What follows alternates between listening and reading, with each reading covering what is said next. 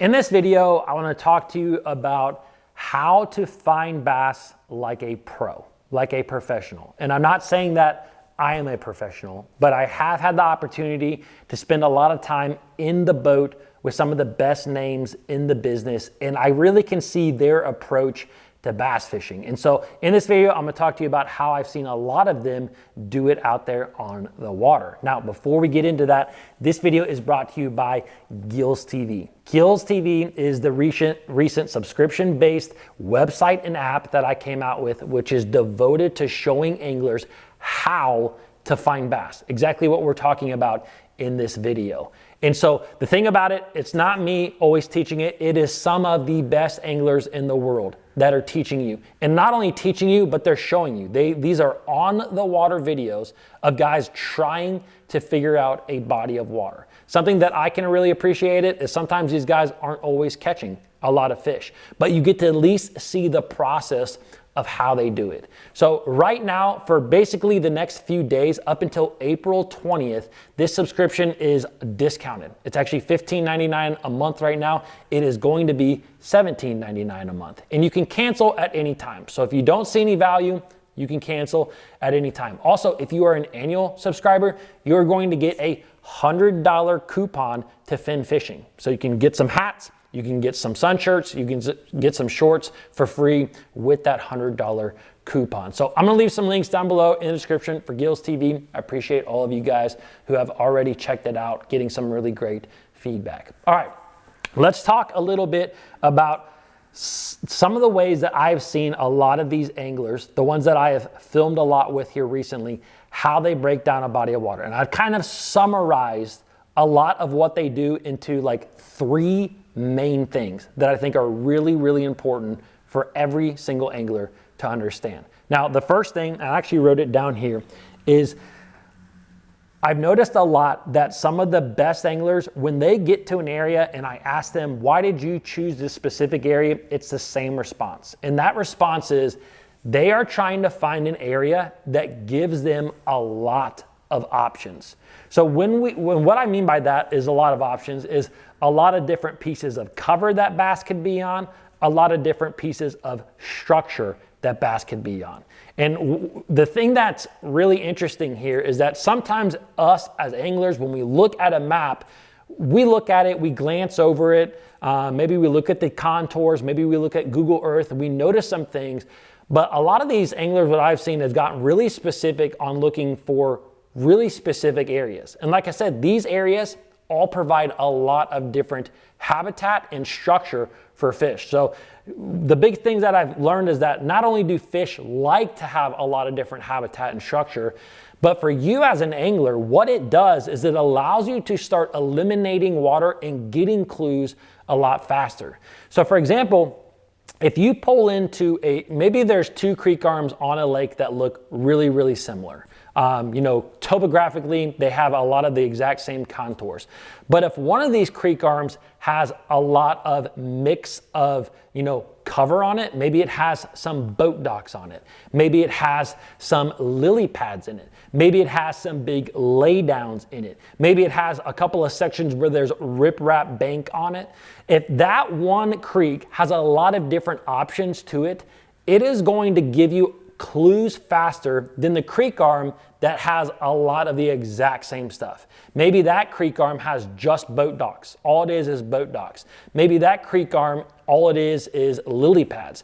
Maybe that creek arm, all it is laydowns. So if you go to that creek arm and you don't catch them quite as quick, you may think, you may not have really any idea as to what the bass are doing.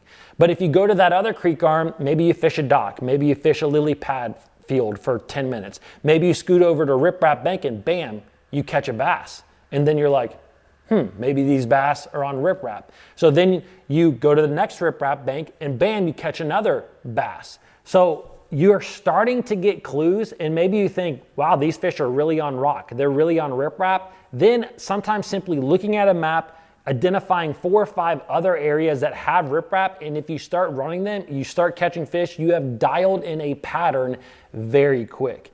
And so having a creek arm that has a lot of different options, or not necessarily just a creek arm, it could be an area in general that has a lot of options, can really help you. And the same thing kind of goes when you're fishing more structure related things. You know, going to an area that really only has one type of structure, maybe it's just this area has a lot of points, versus an area that maybe it has a lot of creek channel swing banks, and maybe it has some points as well, maybe it has some humps, some ledges. Having a lot of different options simply allows you to cover a lot of different things and get clues a lot faster. And there was a number of anglers that I have fished with that all said that exact same thing, trying to find areas that have a lot of different options. So when you get to the body of water, I really think investing a little time, 10, 15, 20 minutes, looking at Google Earth, looking at a map, it will help you to eliminate some areas that may not be good, and then find some areas that are actually really good. So the next thing that I realized, a lot of anglers, and this is so simple that it was really nice for me to see some of the best anglers do this, because I feel like it's almost elementary, but there are some of the best anglers in the world. When they're out there and they're trying to locate fish on a body of water, you will see them stick to the baits that they have the most confidence in. And why I thought that this was so unique is because, you know, when you get to a certain level as a bass fisherman, especially guys who are like professional anglers, they can do it all. I mean, they can throw a spinnerbait, a chatterbait, a drop shot, a Nico rig. They can do anything and everything. But even with that being said, these anglers, when they are attacking a body of water, I saw them a lot of times use baits that they just have a tremendous amount of confidence with. You know, I got to see Justin Atkins, for example. Like, we got to this lake and it was really cold water, and like he was rotating through a number of baits, and finally he was like, I gotta rig this up. And he rigged up a little tiny finesse swim bait, and he just started fishing that, and he basically locked that thing in his hand. And it was really cool to see him do that. And he talked about in that video, like he has a ton of confidence in a finesse swim bait.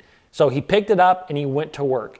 And I love seeing that. I got to see this with other anglers. You know, like Edwin Evers, for example. Like, he's a spinnerbait fisherman, a flipper. Like, he loves to do that stuff. I got to watch him do that firsthand, and it was really, really cool. Same thing with Hunter.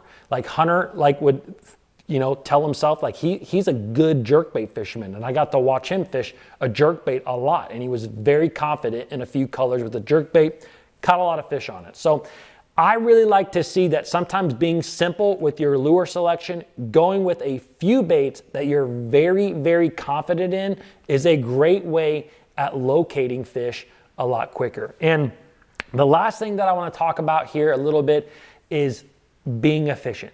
Being really, really, really efficient with your time out there on the water, and learning how to cover water very, very quickly. Now, I talked a little bit more about efficiency on the video that I did yesterday. So I'm gonna leave that one linked right up here. So if you guys enjoyed this video, wanna know a little bit more about being efficient, you can check this one out next. All right, guys, hope you enjoyed this video. Don't forget to check out Gills TV, and I will see you in the next one.